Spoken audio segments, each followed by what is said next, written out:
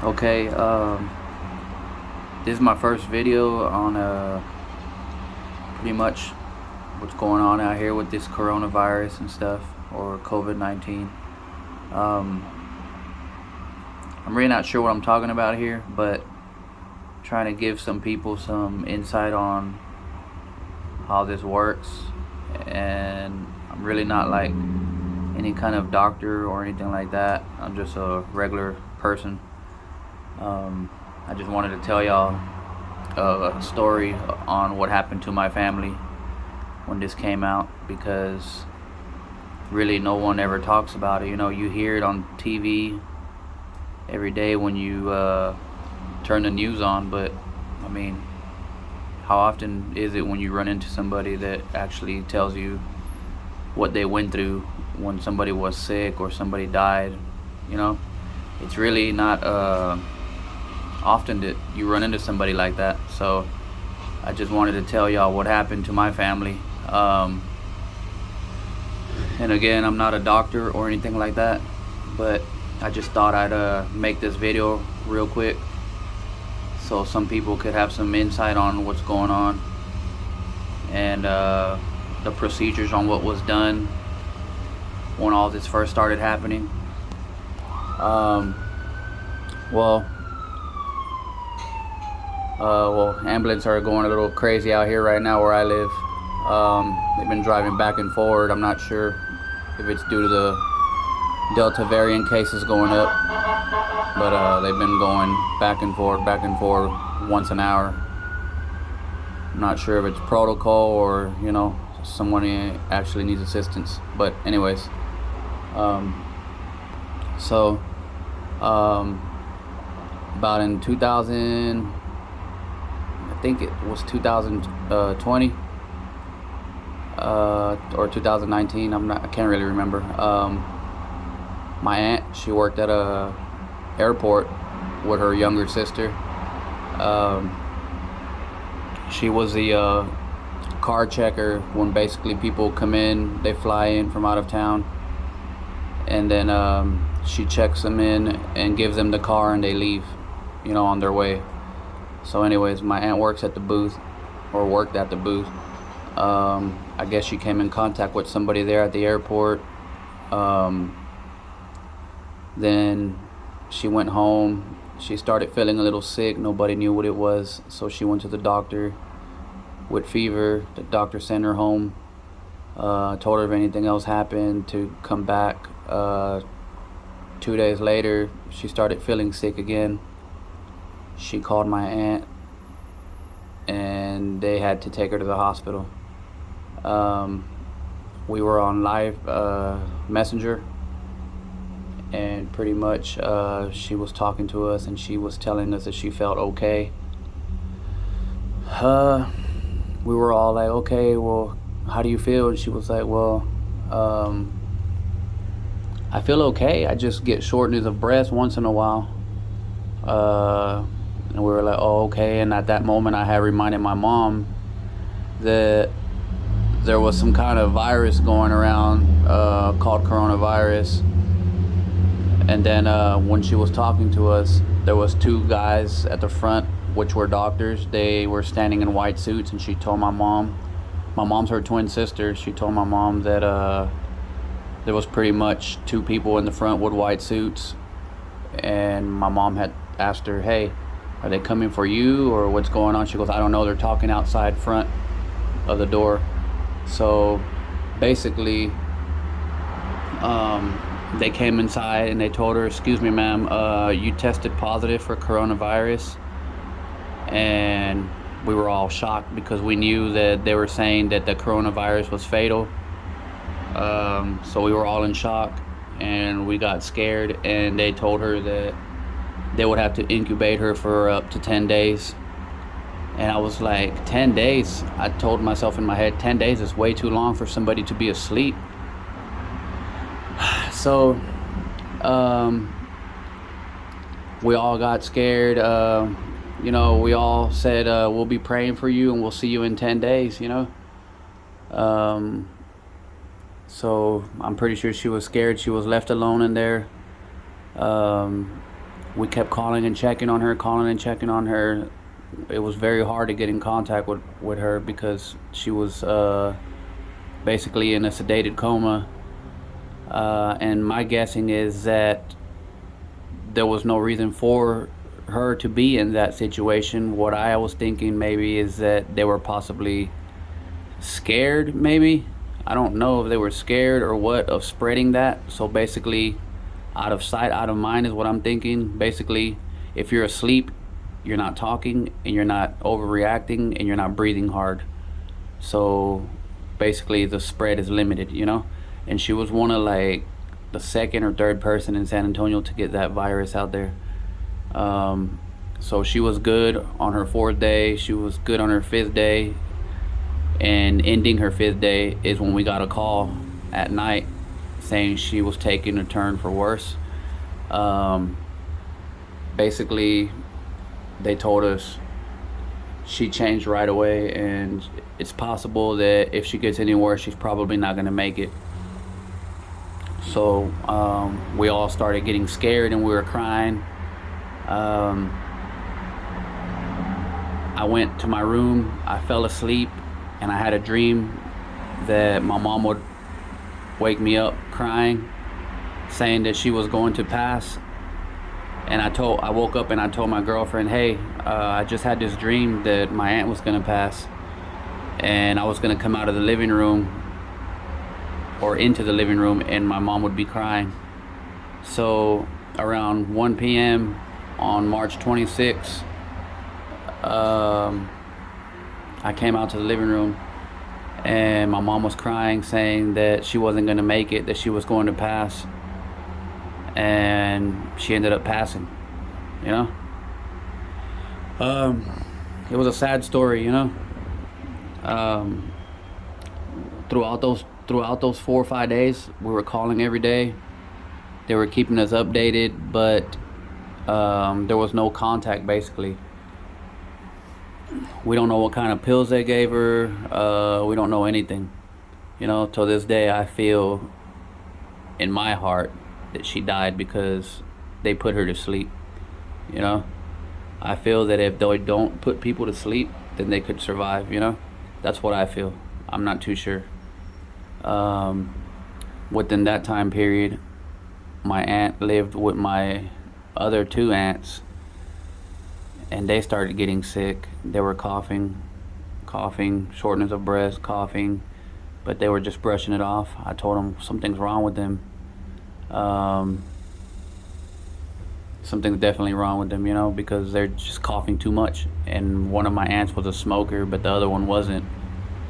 And she said it's smoker's cough, but I didn't buy it, you know. I kept telling her, no, there's something wrong, you need to go to the doctor, you know.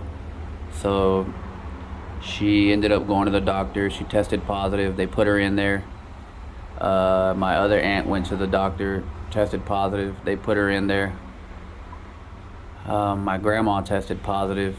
They put her in there. So 4 people in the whole household tested positive.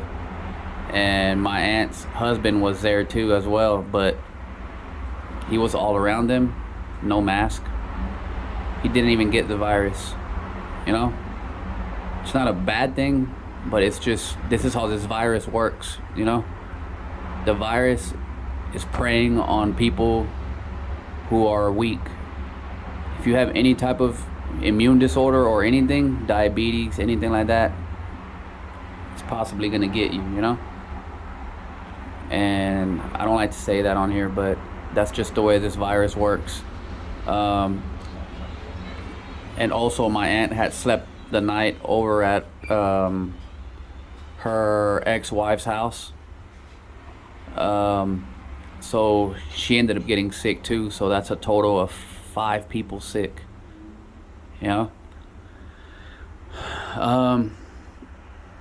So within that time period, my aunt was making funerals for my aunt that passed.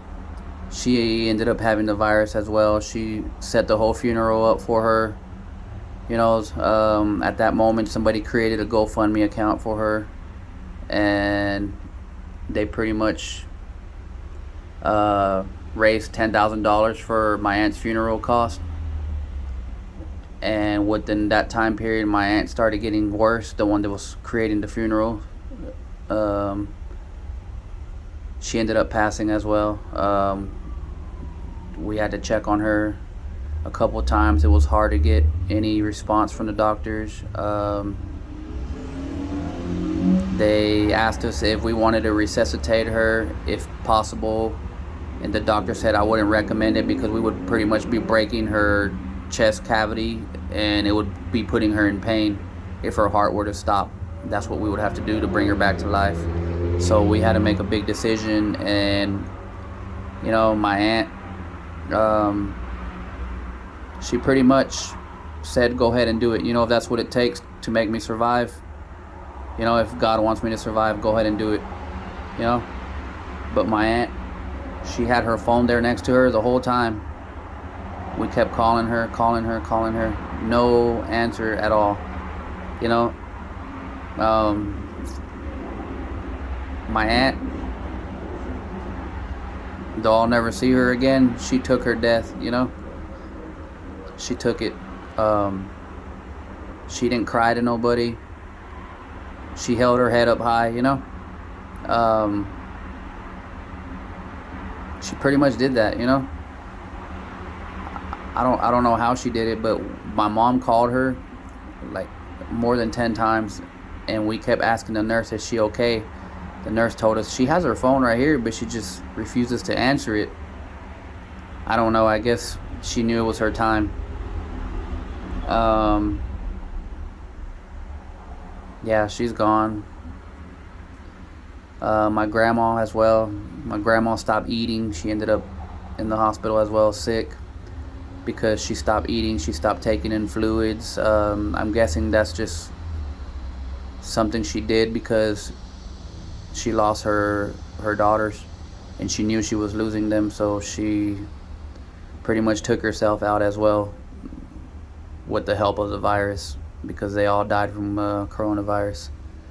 My aunt's wife as well, they had her on ventilators, and as they were getting ready to pull the plug, she said she remembered hearing them saying,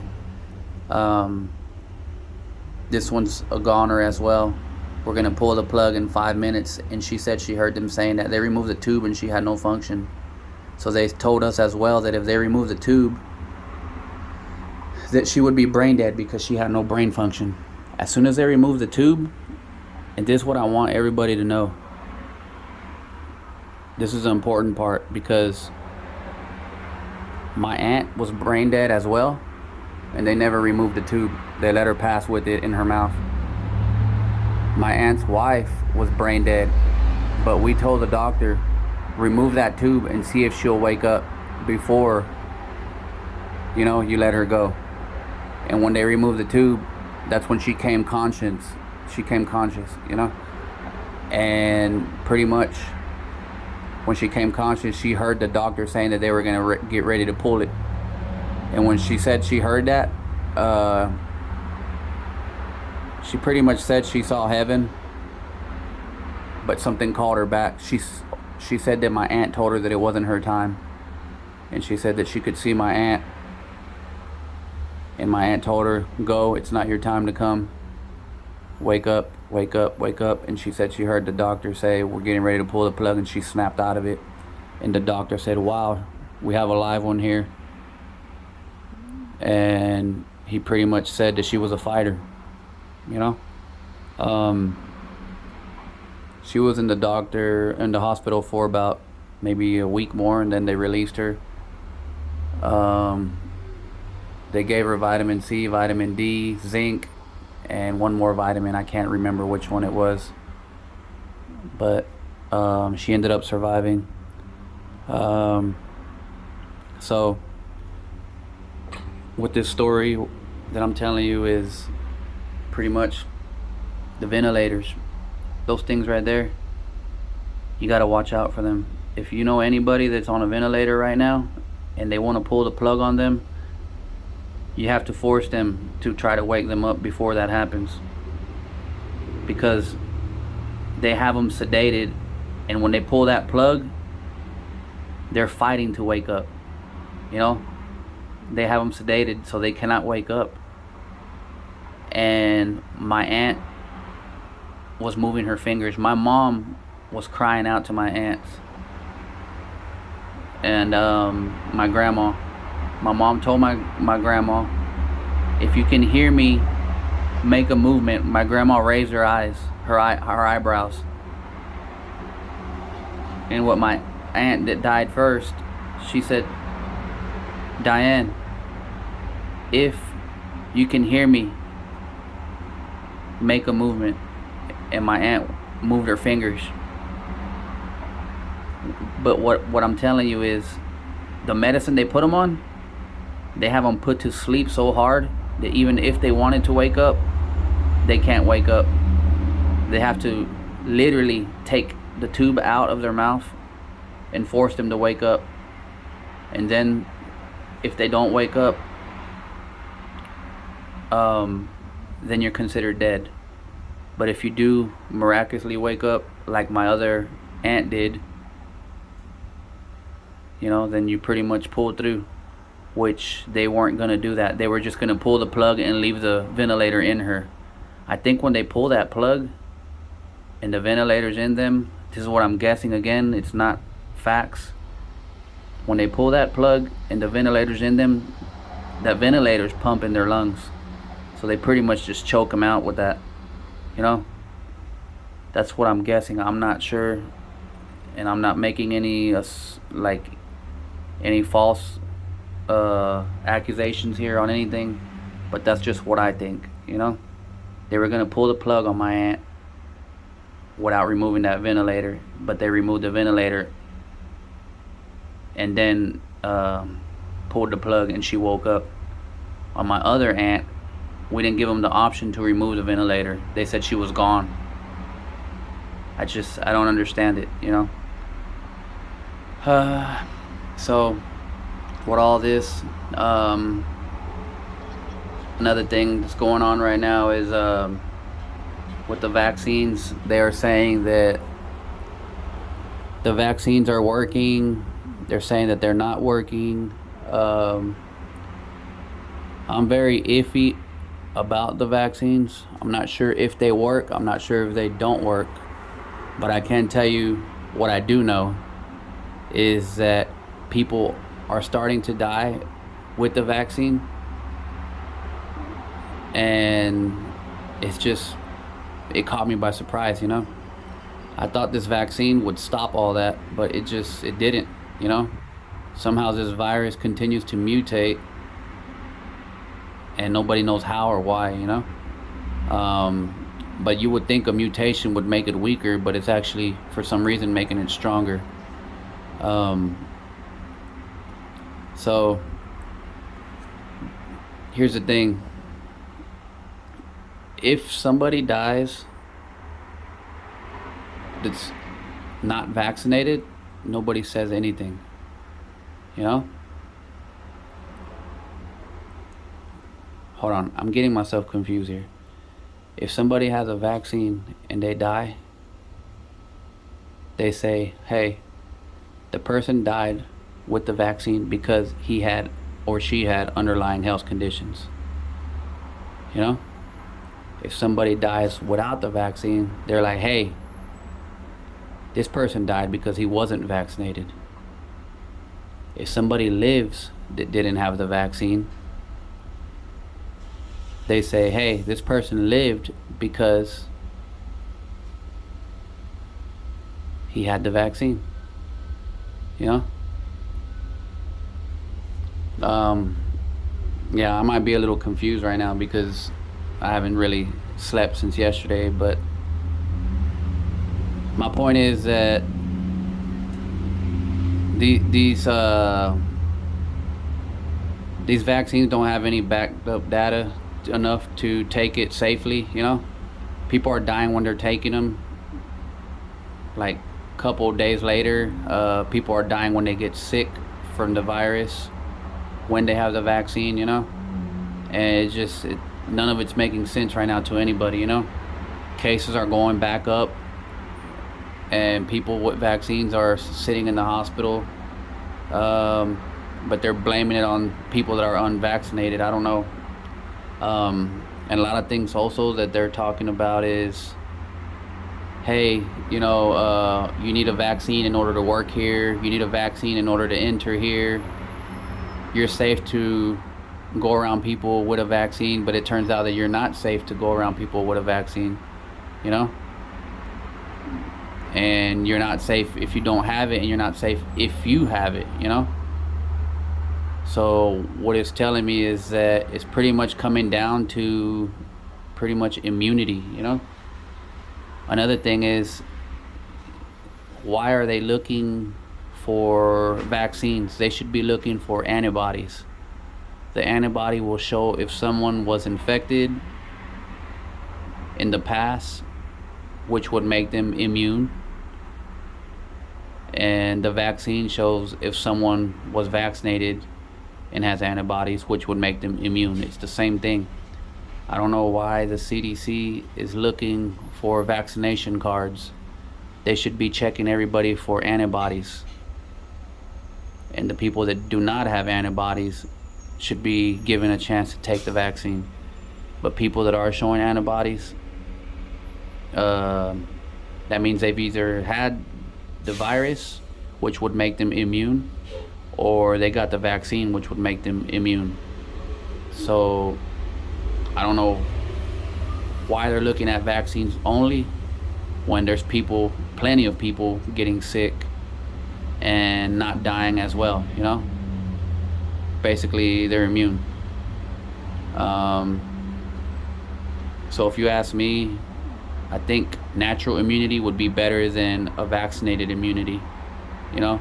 Only problem is you don't want to risk getting sick and then possibly dying because your immune system wasn't strong enough to fight off the virus.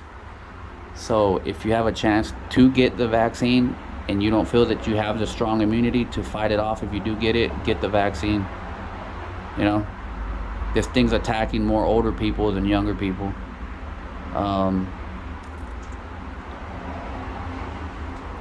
There's more stuff that I could say. I just don't know what to say.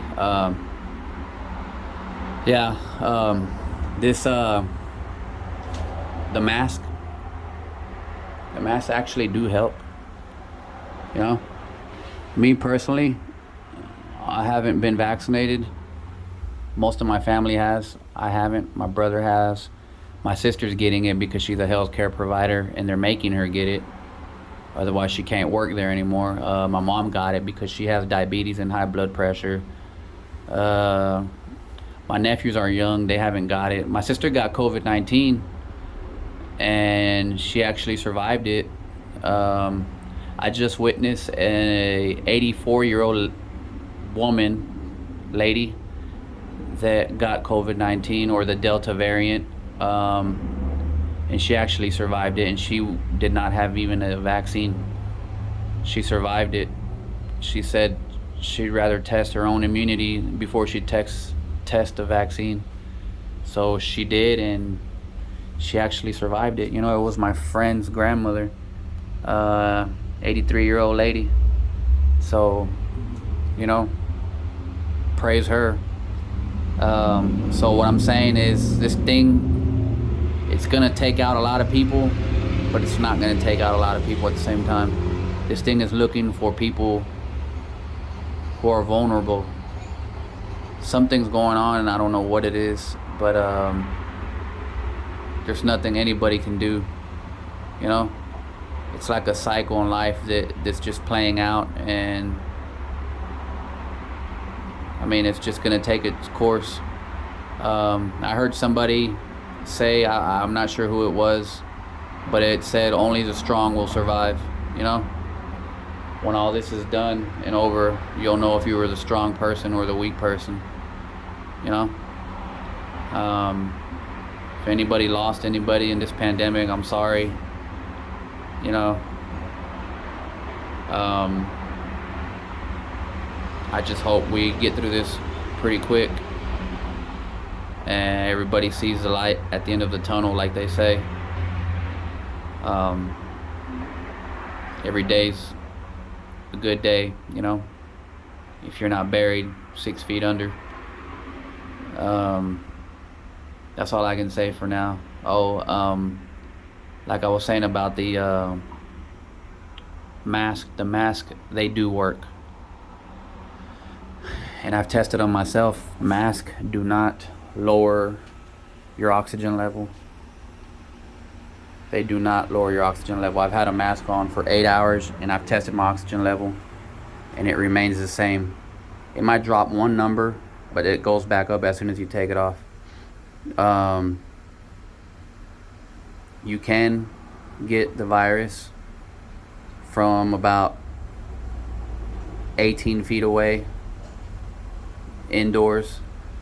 You know, I had a friend recently, he has blood problems. We were indoors inside of a game room together.